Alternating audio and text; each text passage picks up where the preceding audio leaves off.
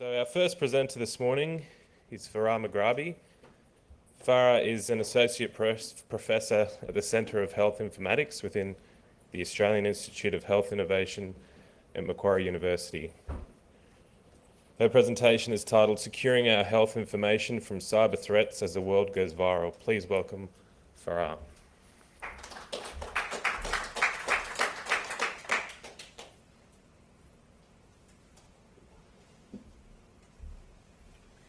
Thanks, Brendan. Good morning, everyone. Indeed, it's lovely to be here and to be giving this talk today. I thank the organizers for inviting me. So as the title suggests, we're going to talk about cyber risks in health. We'll do this in 3 parts. In the first part, what I want to do is to just lay some fundamentals, look at how information technology is used in healthcare, and then also at some trends in terms of where it's going. We'll then look at the consequences of cyber risks. And the final part, we'll look at the socio-technical considerations. So what are the important things, or how do you get security to work in health? And what I'm going to do is to share with you some of my experiences of working in patient safety, because all of the things that we're talking about in security, they also have kind of parallels in terms of how do you make IT systems safe in healthcare. And so I'm going to draw upon a lot of my experiences in patient safety to kind of address the security question. So let's get going. In a very, very sort of fundamental sense, digital health can improve care delivery and patient safety. We're seeing that IT systems are revolutionizing healthcare. IT is also becoming a key enabler for patients to actively participate in their care processes. Indeed, I'm sure there's many IT-savvy folks in this audience who are tracking every activity, accessing their health information, communicating with their providers. It'd be interesting to kind of find out a little bit more as we go through. IT has many, many benefits in healthcare, but just like any other sector, we're susceptible to these risks of cyber threats. Where the use of digital technologies basically makes us vulnerable to cyber threats. What is IT used for in health? And this is really important to understand as we try to address the security questions. So what information is really being used for in health is it's being used to make decisions. We're making decisions every day about diagnosis, about treating patients, about prescribing, about retrieving health information, providing clinicians with alerts and reminders. Health information needs to be communicated. So across the board, we're looking at everything from email to really specific communication, like the ordering of pathology tests, referrals. I'm sure everyone has visited a GP in this audience and then gone off with a letter to go see a specialist or go see, any other healthcare provider. And now with electronic systems, all of those referrals will increasingly happen online. And so that was messaging. And then we need to keep records. So, we're moving from keeping records on paper to maintaining them electronically. And we're sort of doing that right across the board. So from GPs and primary care clinics to hospitals. And as I mentioned to you, increasingly consumers are being more engaged in their health and also in maintaining their own health information. And we'll come back to that in about 2 slides. Health processes are being automated. So the example here is pathology testing. There are many tasks in this process. A test needs to be ordered, the specimen needs to be collected. The results need to be made available so that once the specimen is processed, and then the results need to be sent back to the doctor and made available so they get read in a timely manner. All of these tasks, when you digitize or you automate a healthcare process, are then being supported by IT systems. Similarly, for other processes such as medications, you have the prescribing of the medications. The medication then needs to be checked and dispensed, and then given to the patient. So what we're finding is increasingly IT systems are supporting important clinical processes in hospitals, and in general practice. And what we would say is that they're now playing a mission critical role. So it's not just, at the end of the day, you're using IT systems to bill patients or, to maintain or order, things that you might need to keep the hospital up and running, but you're actually using IT systems 24/7 to support the delivery of care. And that's why, as we'll see when we go through this presentation, it's critical, or it's actually significant when these IT systems are taken down by a hack. The information for many of these processes is also provided by medical devices, which are increasingly being networked. So in the old days, you'd have, the ECG being acquired and then that information manually being put into an electronic system. But increasingly, medical devices are networked. And that again increases another potential, source to get into or to hack a system. Overall trends in Australia. So we're doing pretty well. Overall, 97% of our GPs use electronic records in hospitals, and I have the numbers here from New South Wales, and I'm pretty sure it's similar up here in Queensland, where in 2014, 80% of New South Wales, or the care delivery to 80% of patients, was supported by electronic records. Nationally, we have the My Health Record system, which has about 2.7 million consumers enrolled at the moment. And that's only going to increase. The system has moved from an opt-in to an opt-out model. So if the current trials are successful, then it'll move to an opt-out model. So many more people being enrolled. So that's kind of, so we're seeing consumers are being more and more engaged with their health. So here is a patient portal. It's basically the patient-facing information system that is being provided by a hospital. And I had to pick a US example because there's not that many in Australia yet, but we're sort of moving in that direction. What these systems allow patients to do is they allow them to view their own records, to look at their test results, to look at their current medications, to keep notes, to communicate with providers, and also keep an eye on the records of their family or the people that they care for. We're tracking our activity a lot more. So how many people in this audience are tracking their activity? Fitbits, there you go, few, probably many more than who are willing to admit. And then we're sharing all of that information in social media as well. So at that point, what I want to sort of do is just kind of pause for a second. And what I've tried to show you in this first part is to show you that health information is distributed. And the power of health information then really comes from, making that information available, or making that information which is distributed across many sources. And what we want to do is to join the dots from a variety of sources. And so the effective coordination of care then relies on communication of that information. And that's just not any information, it's confidential information. It's your confidential information, it's my confidential information. And so we need to be treating that very, very seriously. If we take the example of a very common disease such as diabetes, I mean, most of the people in this audience are probably young and healthy, but if I had to pick an example where you have a multiple number of people caring for a patient. So diabetes is a very common disease. You can see that there are many players, or there are many people on that team. So you have a GP, a specialist, a dietitian. Indeed, a significant portion of that information is sitting with the patient in terms of what they are eating and how active they are being to manage that disease. And in a sense, there's no point in having all of those information if you're going to lock it down.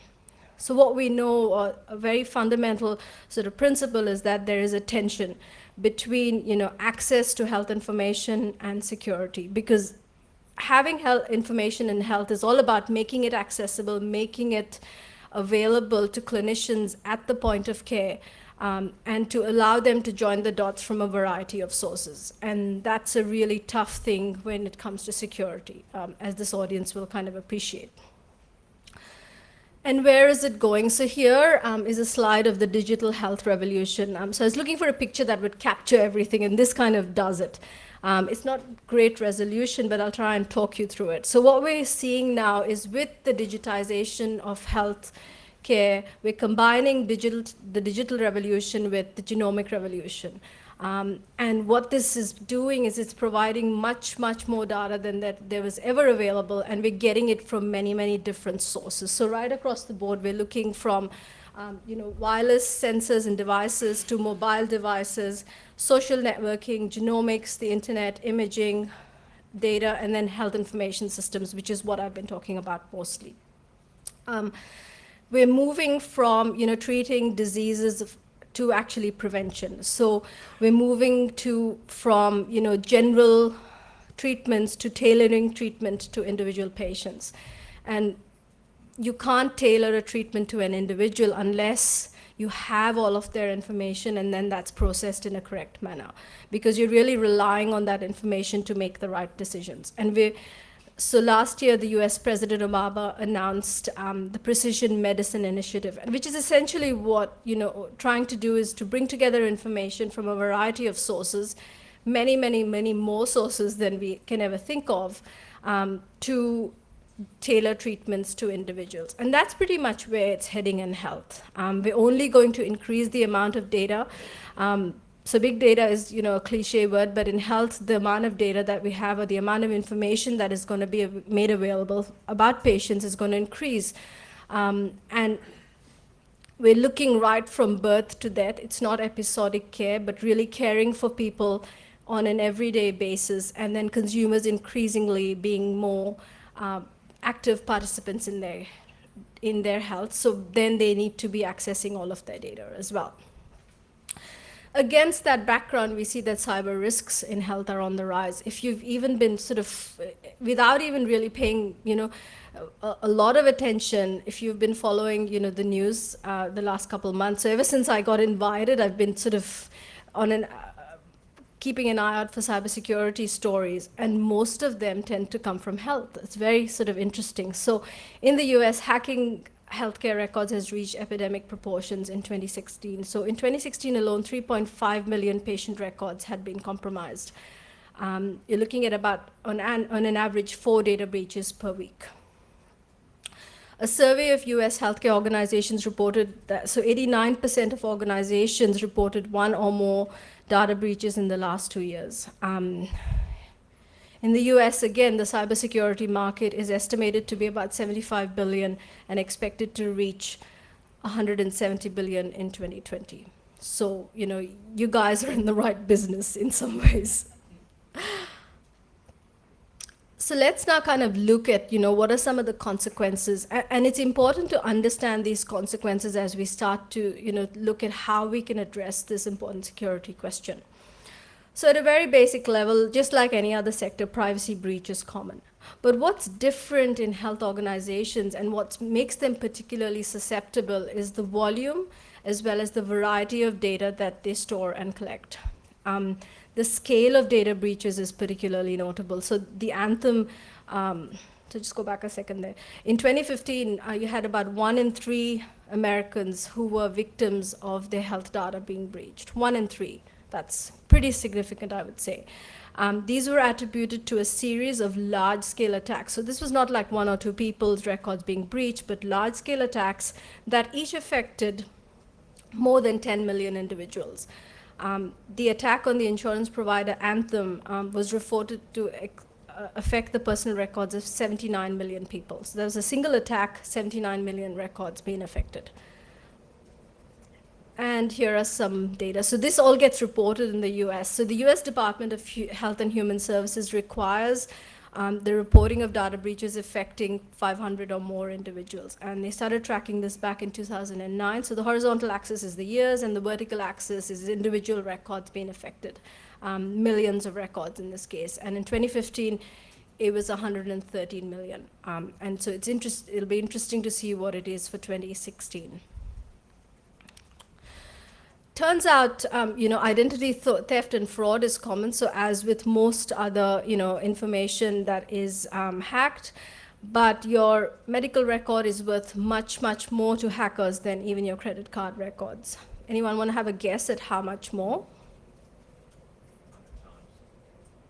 100 times. Too much. Lower? 10.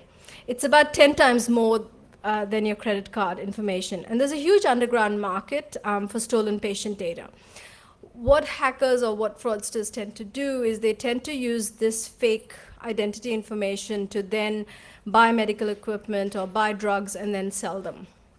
The other way is to combine patient information with provider information. And this has actually happened in Australia as well, where the records of some patients attending a general practice were hacked, and then that was combined with the practice information to commit a Medicare fraud. So basically send lots of claims to Medicare, but the claims are being routed to the hackers, not the practice, and there was no medical service being provided.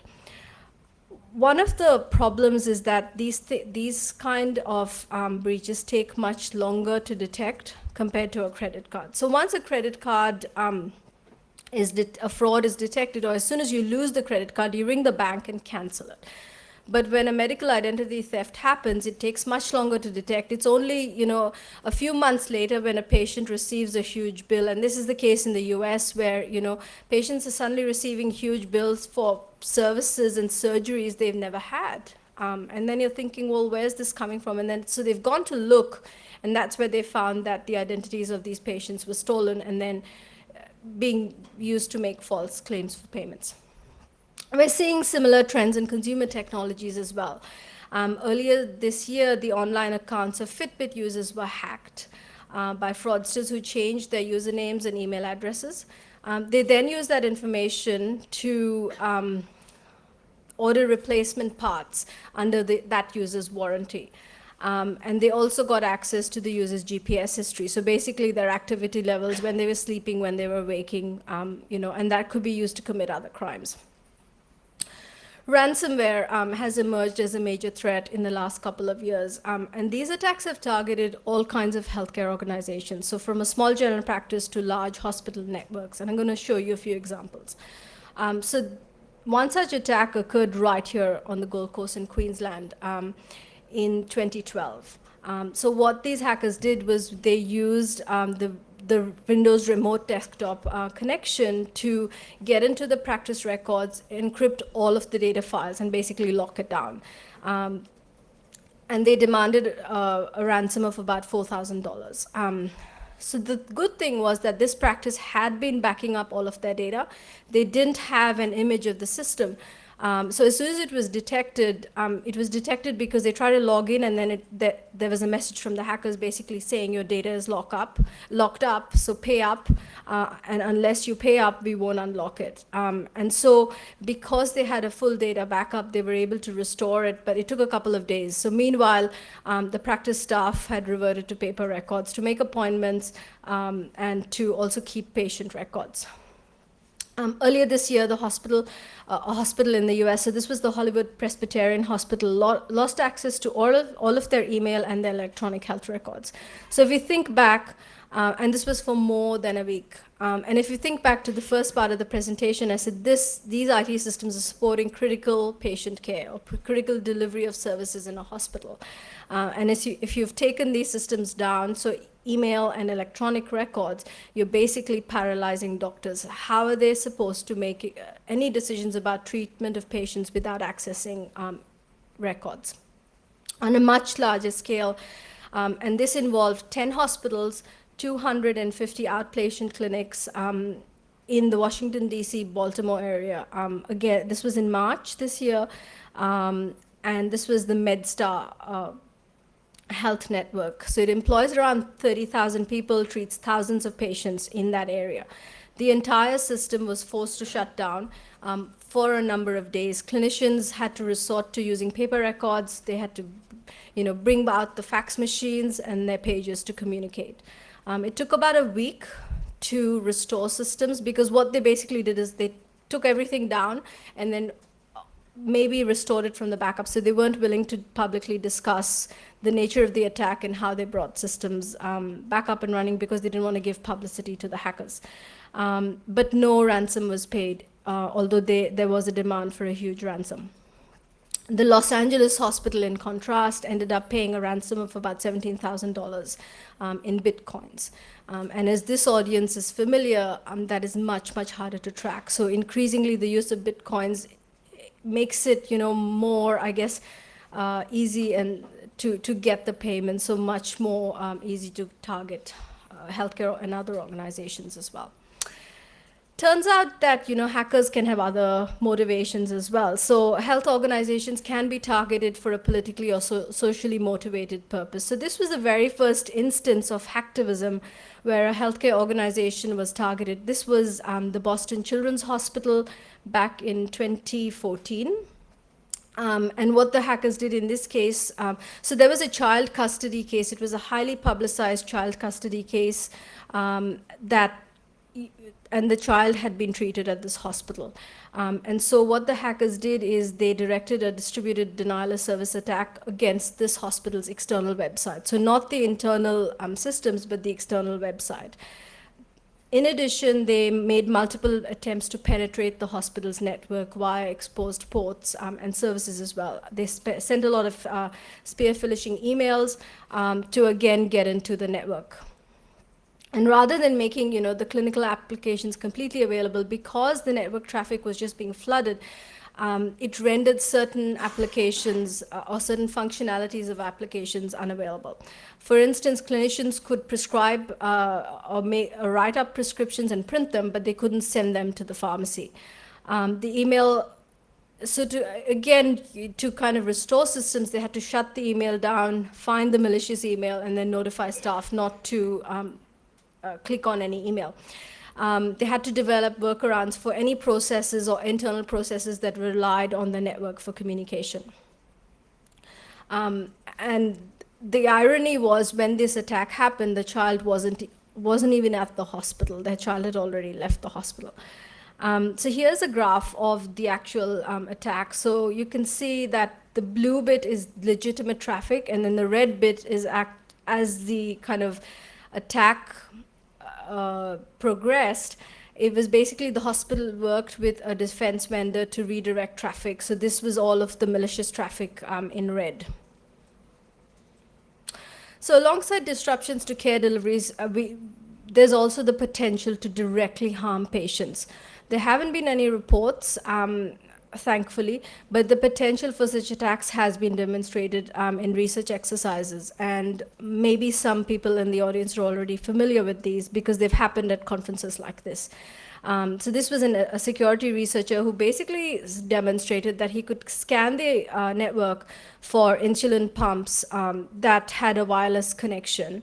And then he could program them from his laptop to basically dump the contents of the whole device. So basically overdose the patient without even without any need for even the identification numbers. At a different conference, this same researcher showed that he could reverse engineer a pacemaker to basically deliver a high voltage shock from about 50 feet away. So medical devices, there's a high risk again there when medical devices are networked. And one of the big problems is that these types of attacks can go undetected. So once it's happened and nobody suspects that it could be an attack like this, and the other problem is also in investigating such events.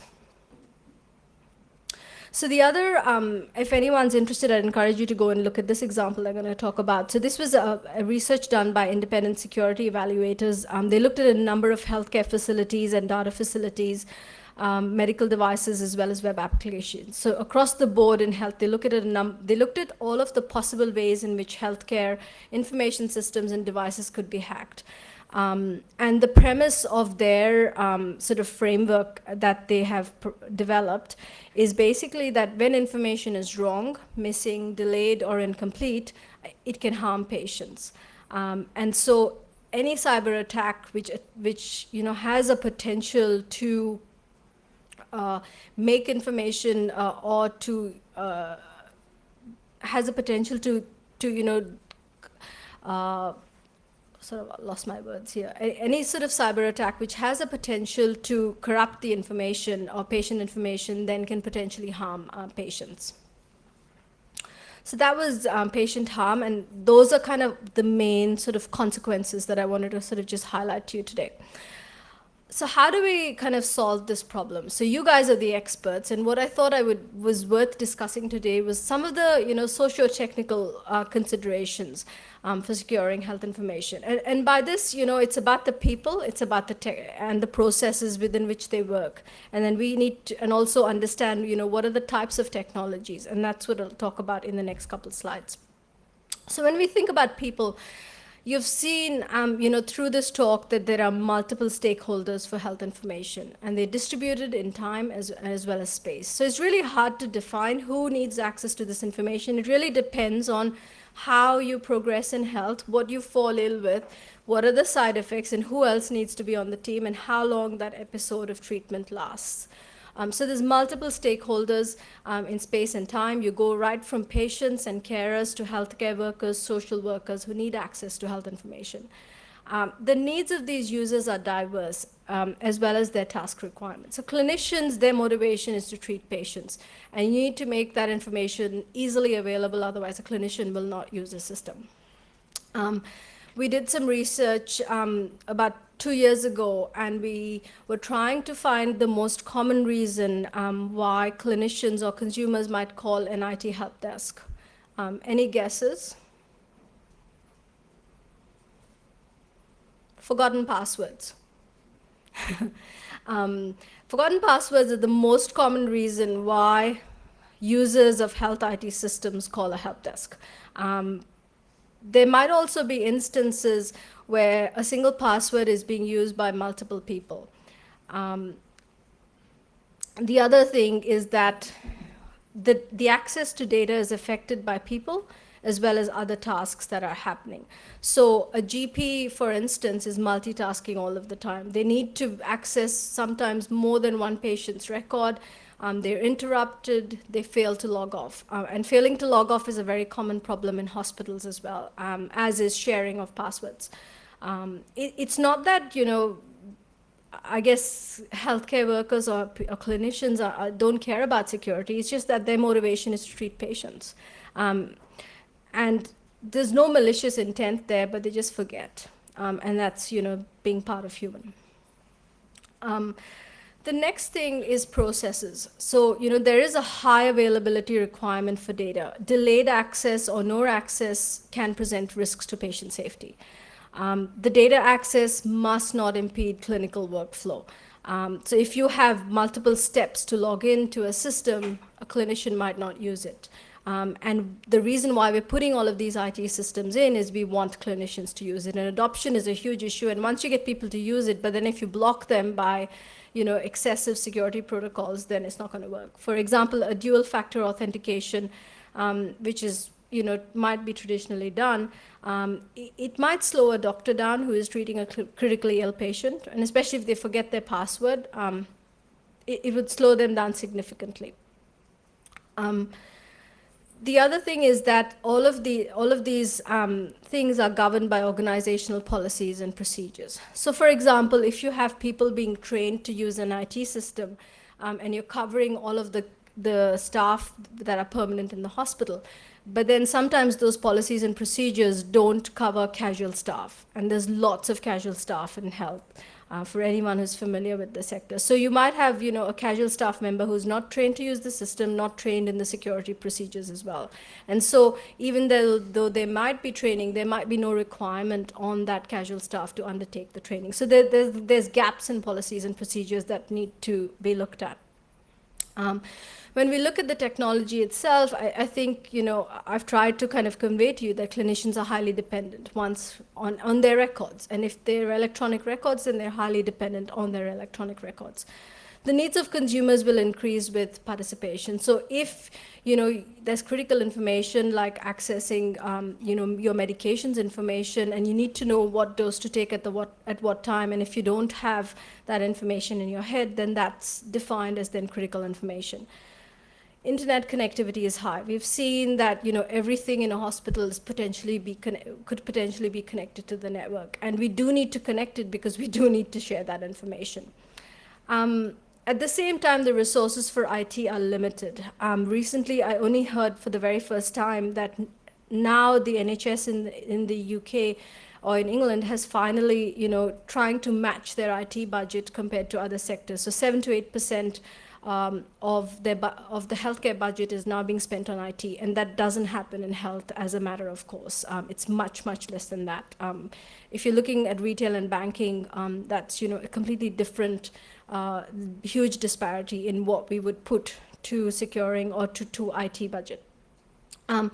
And security, so the other thing is that IT systems are not that mature. So if you compare, if you go and look at any of the user interfaces of these systems, as well as what's happening in the background, they're not mature at all compared to other sectors. So by definition, because we don't have enough resources being put in, the systems are not mature enough. And security, sadly, is not a priority in system design, implementation, and use. So we know that security cannot be a bolt-on at the end. It needs to be part of the design, implementation, and use. So there's more effort needed to try to integrate security into these processes. So what I've tried to kind of give you a flavor, and just to summarize and conclude now, is that digital health has many benefits. There's a tremendous potential, and we need IT systems to address major problems that the healthcare system is facing. There's no turning back from implementing these IT systems. So what I'm trying to sort of say here is that we're not going to, there's no question of going back. What we need to do is to sort of move forward and manage these cyber threats, as they do have a potential to disrupt care delivery and harm patients. I've tried to show you that IT operates in a socio-technical context, and security is actually a system property. It's not just about the technology, it's about the people, it's about the processes around that technology and what they're doing that makes it really important in terms of security. And a fundamental requirement is that security strategies should not impede clinical work or endanger patient safety. And therefore, management of cyber threats is really critical to digital health. Thanks very much for your attention.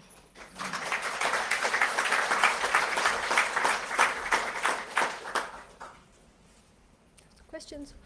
What do you think the main threat is?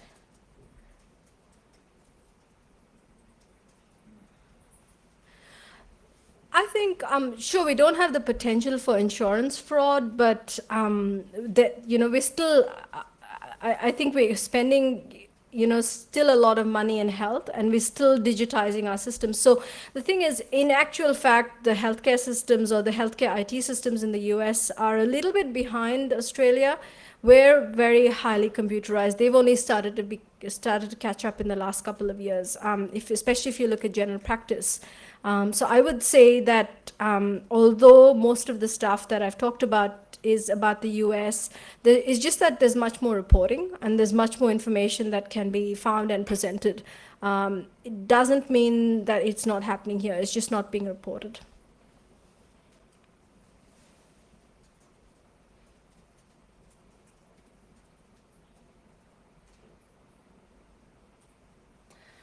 Okay, so basically this is talking about the national My Health Record system. And so the access to My Health Record is via MyGov.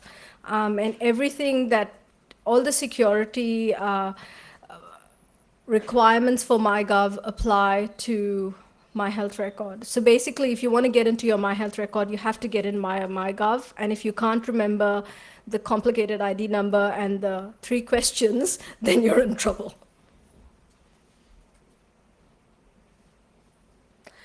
Do you feel Australia needs to adopt something like? I think, sorry, I'm just kind of like, this is new for me to read the question and answer, so.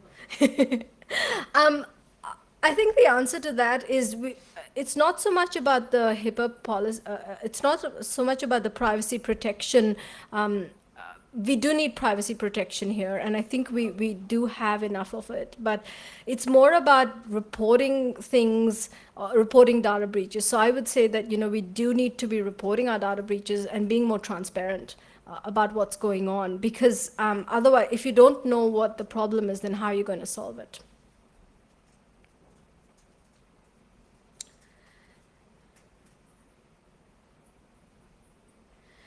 So it's not fairly new in health. As I've said, our GPs have been computerized for many, many years, and they're really at the forefront. In hospitals, it's sort of variable across the board. So some hospitals are highly, highly digitized. It's not new, and others are catching up. So it's kind of, and as I sort of, addressed in my talk, the budget for health IT is not that great. So when you have, there's no kind of gold plating here at all.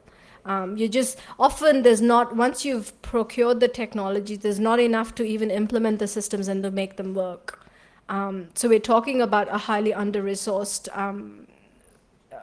problem here.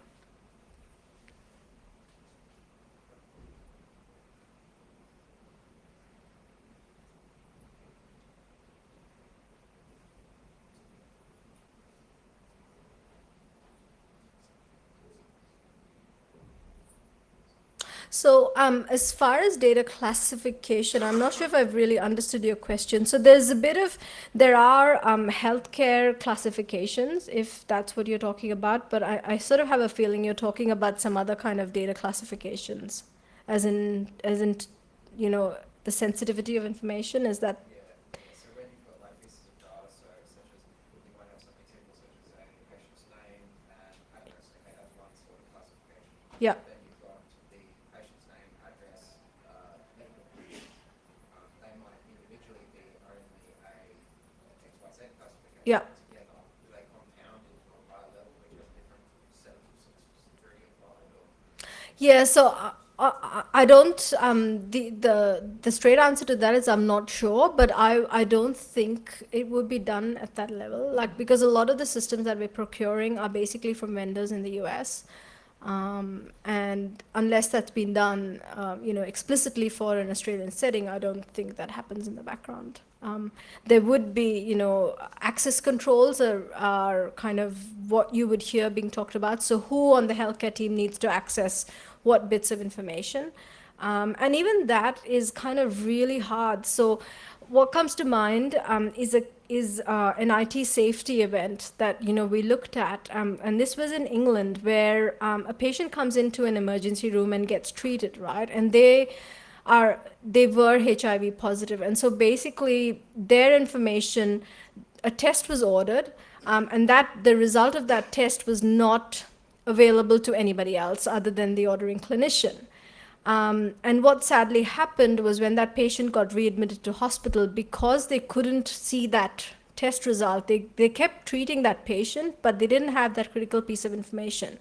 And unfortunately, that patient died of an infection. So they didn't know that they were HIV positive until that test came back. But that test didn't get read for a long time, and that patient was still being treated because they were now being treated by somebody else. So it's kind of, the information governance is not simple. Yep.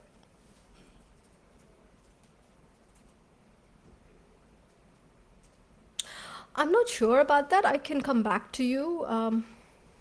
Jeffrey? Oh, hi.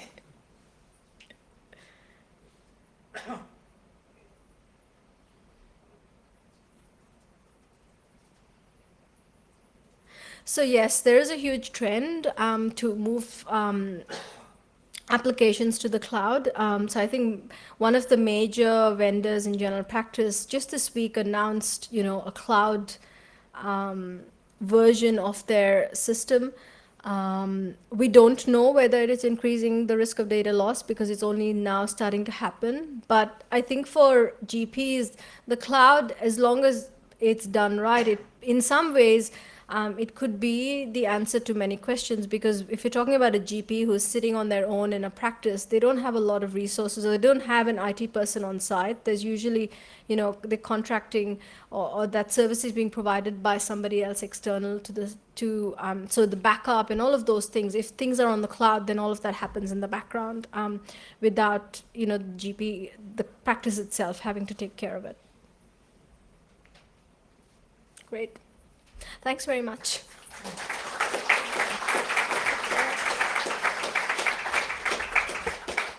Thank you, Farah. On behalf of AusCERT, I'd like to present you this gift. Thank you for talking to us today.